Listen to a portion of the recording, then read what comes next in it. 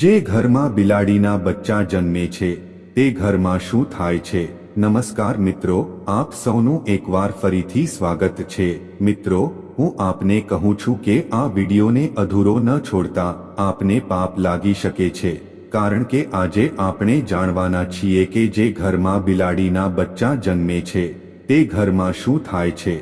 અને મિત્રો, આ વાત જાણવી આપણા માટે ખૂબ જરૂરી છે, એટલે જ કહું છું કે વિડીયો આખો જોવો। બિલાડીઓ વિશ્વનું સૌથી પ્રખ્યાત પાળેલું પ્રાણી છે અને જ્યાં મનુષ્ય રહે છે ત્યાં જ તે જોવા મળે છે। પ્રિય દર્શકો, આજના આ વિડીયોમાં આપ જાણી લેશો કે જે ઘરમાં બિલાડી પોતાના બચ્ચાને જન્મ આપે છે તે ઘરમાં શું થાય છે।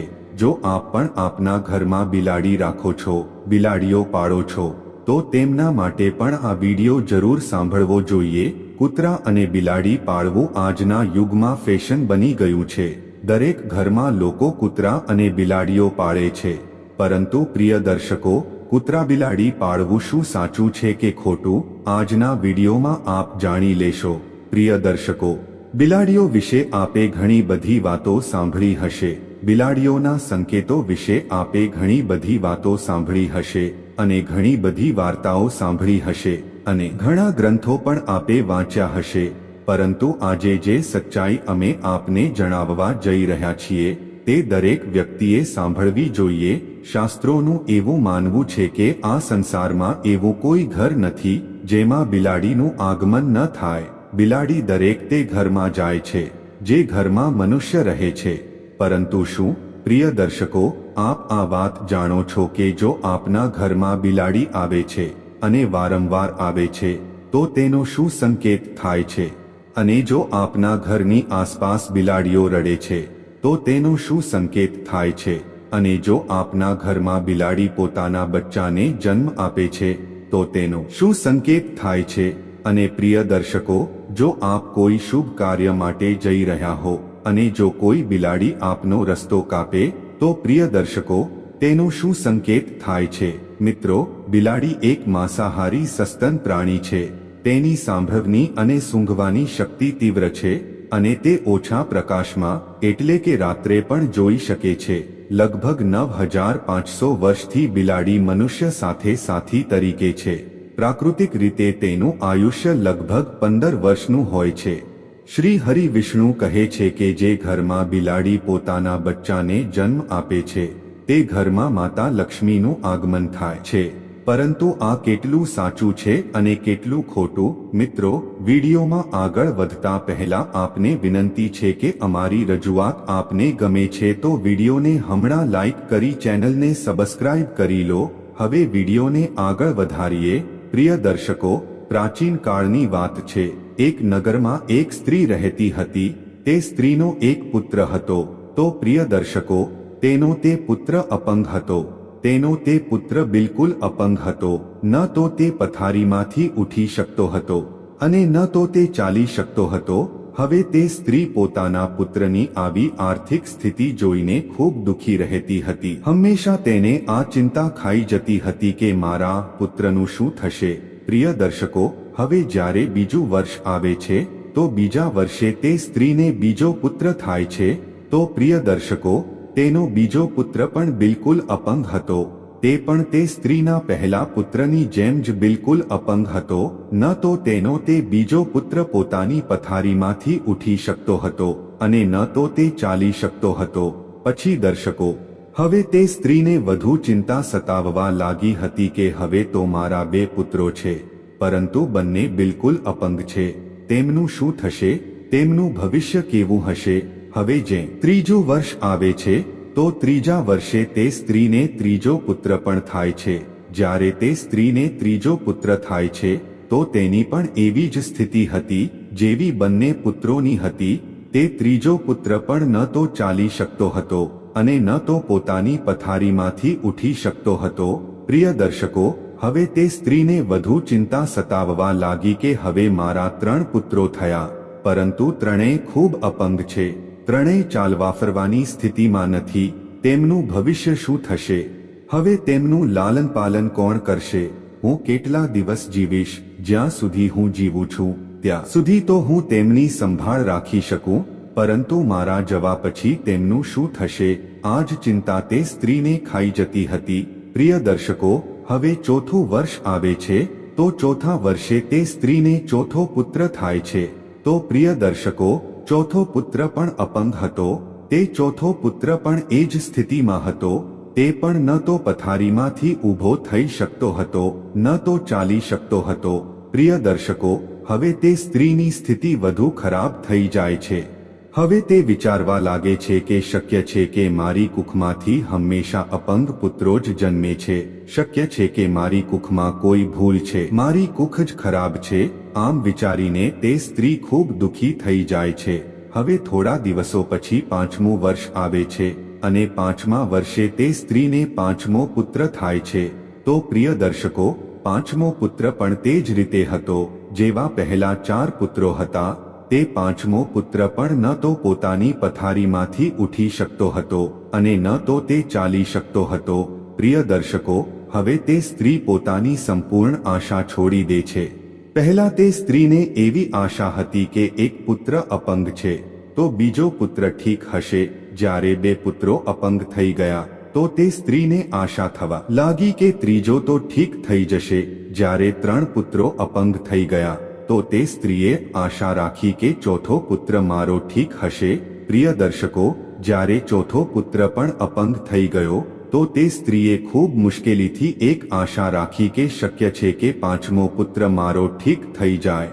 પ્રિય દર્શકો, જ્યારે પાંચમો પુત્ર પણ અપંગ જન્મે છે તો હવે તે સ્ત્રી બિલકુલ આશા છોડી દે છે અને વિચારવા લાગે છે કે શક્ય છે કે મારા નસીબમાં અપંગ પુત્રો જ લખાયેલા છે, અથવા શક્ય છે કે મારી કુખ જ ખરાબ હોય. આમ વિચારીને તે સ્ત્રી ખૂબ દુઃખી થઈ જાય છે અને હંમેશા ગુંગળાઈને જીવવા લાગે છે. તે સ્ત્રીને હંમેશા આ ચિંતા સતાવવા લાગે છે કે મારા જવા પછી આ 5 પુત્રોનું શું થશે, તેમનું પાલન કોણ કરશે. આ જ ચિંતા તે સ્ત્રીને ખાઈ જતી હતી. ગુંગળાઈને જીવે છે અને પોતાના પુત્રોનું રડીરડીને પાલન કરતી હતી. પ્રિય દર્શકો, લોહીના આંસુ પીતી હતી, પરંતુ તેમ છતાં પોતાના પુત્રોનું સારી રીતે લાલન પાલન કરતી હતી. પ્રિય દર્શકો, હવે થોડો સમય પસાર થયા પછી તે સ્ત્રીના ઘરમાં એક સફેદ બિલાડી આવે છે અને તે બિલાડી તે સ્ત્રીના ઘરમાં રહેવા લાગે છે. પ્રિય દર્શકો, હવે થોડા દિવસો સુધી તે બિલાડી તે સ્ત્રીના ઘરમાં રહે છે અને થોડા દિવસો પછી તે બિલાડી પોતાના સુંદર 4 બચ્ચાને જન્મ આપે છે. જ્યારે બિલાડી પોતાના 4 બચ્ચાને જન્મ આપે છે તો પ્રિય દર્શકો, તે સ્ત્રીનો પહેલો બાળક બિલકુલ ઠીક થઈ જાય છે. તે સ્ત્રીનો પહેલો બાળક પોતાની પથારીમાંથી ઊભો થવા લાગે છે અને પોતાના પગ પર ચાલવા પણ લાગે છે. પ્રિય દર્શકો, હવે તે સ્ત્રી ખૂબ પ્રસન્ન થાય છે અને ખૂબ ખુશ થઈ જાય છે અને ઉપરવાળાનો દિલથી આભાર માને છે. પ્રિય દર્શકો, હવે તે સ્ત્રી તે બિલાડીના બચ્ચાને પોતાની પાસે જ રાખતી હતી અને તેમનું સારી રીતે પાલન કરતી હતી. પ્રિય દર્શકો, થોડા દિવસો પસાર થયા પછી તે બિલાડીનું ફરીથી પ્રસવ થાય છે અને તે બિલાડી ફરીથી પોતાના 4 બચ્ચાને જન્મ આપે છે. તો તેનો ફરીથી તે સ્ત્રીનો બીજો દીકરો ઠીક થઈ જાય છે. આ જ રીતે જ્યારે બિલાડીને પ્રસવ થતું ત્યારે તે સ્ત્રીનું દરેક બાળક ઠીક થતું જતું. આ જ રીતે તે સ્ત્રીના બધા બાળકો ઠીક થઈ જાય છે. અને પ્રિય દર્શકો, તે સ્ત્રીના ઘરમાં અન્નધનની કોઈ કમી ન રહે. શાસ્ત્રોમાં એવું કહેવાય છે કે જે ઘરમાં બિલાડી પોતાના બચ્ચાને જન્મ આપે છે તે ઘરમાં માતા લક્ષ્મીનું તીવ્ર ગતિથી આગમન થાય છે. તે ઘરમાં સુખ સમૃદ્ધિ એટલી આવે છે કે તે ઘરમાં રહેતા મનુષ્યો તેને સંભાળી નથી શકતા. પ્રિય દર્શકો, જે ઘરમાં બિલાડી પોતાના બચ્ચાને જન્મ આપે છે તે ઘરમાં સુખ સમૃદ્ધિ ખૂબ આવે છે. પરંતુ શાસ્ત્રોમાં એવું કહેવાયું છે કે બિલાડીને ઘરમાં પાળવું અશુભ માનવામાં આવે છે. જે ઘરમાં બિલાડીઓ રડે છે તે પણ ખૂબ અશુભ હોય છે. એટલે બિલાડીઓને પાળવું શાસ્ત્રો અનુસાર અશુભ માનવામાં આવે છે. શાસ્ત્રોમાં એવું કહેવાય છે કે જો આપ કોઈ શુભ કાર્ય માટે પ્રસ્થાન કરો છો અને જો બિલાડી આપનો રસ્તો કાપે તો તેને અશુભ માનવામાં આવે છે. એવું કહેવાય છે કે જે સમયે આપ કોઈ કામ માટે જઈ રહ્યા હો અને બિલાડી જો આપનો રસ્તો કાપી દે તો આપનું તે કામ નથી બનતું, અને એવું પણ કહેવાય છે કે જ્યારે બિલાડી આપનો રસ્તો કાપે તો આપે ન જવું જોઈએ. જો આપના ઘરમાં આવીને બિલાડી રડે છે તો પ્રિય દર્શકો, આને પણ ખૂબ મોટો અશુભ સંકેત માનવામાં આવે છે. શાસ્ત્રો અનુસાર એવું કહેવાય છે કે જે ઘરમાં બિલાડીઓ રડે છે તે ઘરમાં કોઈની અકાળ મૃત્યુ થવાનો ભય હોય છે. જે લોકો પોતાના શોખ માટે બિલાડીઓ પાળે છે, ઘરમાં બિલાડીઓ પાળવી મોટો અશુભ સંકેત માનવામાં આવે છે.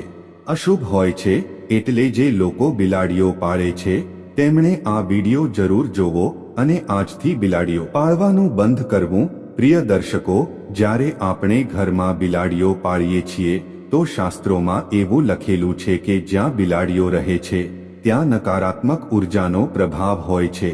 જે ઘરમાં બિલાડીઓ રહે છે તે ઘરમાં પણ નકારાત્મક ઉર્જાનો પ્રભાવ થઈ જાય છે. એટલે બિલાડીઓ પાળવી ખૂબ અશુભ હોય છે. પ્રિય દર્શકો, જો આપને અડધી રાતે બિલાડી દેખાય છે તો આને પણ ખૂબ મોટો અપશુકન માનવામાં આવે છે.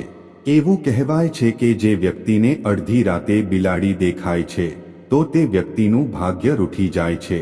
પરંતુ બીજો મત એ પણ છે કે જે ઘરમાં બિલાડી પોતાના બચ્ચાને જન્મ આપે છે તે ઘરમાં માતા લક્ષ્મીનું આગમન થઈ જાય છે. જ્યોતિષ શાસ્ત્ર અનુસાર એવું માનવામાં આવે છે કે જે ઘરમાં બિલાડી પાળવામાં આવે છે અને બિલાડી વારંવાર ઘરમાં આવે છે તો આપણા માટે અશુભ છે.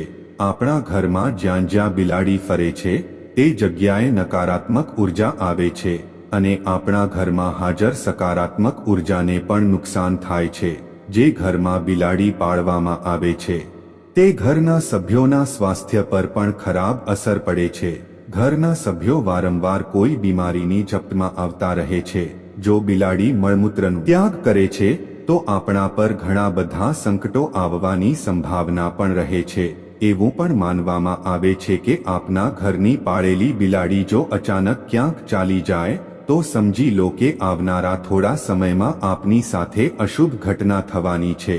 બિલાડી ભગવાન વિષ્ણુની પત્ની લક્ષ્મીની મોટી બહેન અલક્ષ્મીનું વાહન છે. બિલાડીનો શુભ સંકેત શું છે? જો આપ બિલાડીને તેના બચ્ચા સાથે જોઈ લો તો આ શુભ સંકેત માનવામાં આવે છે.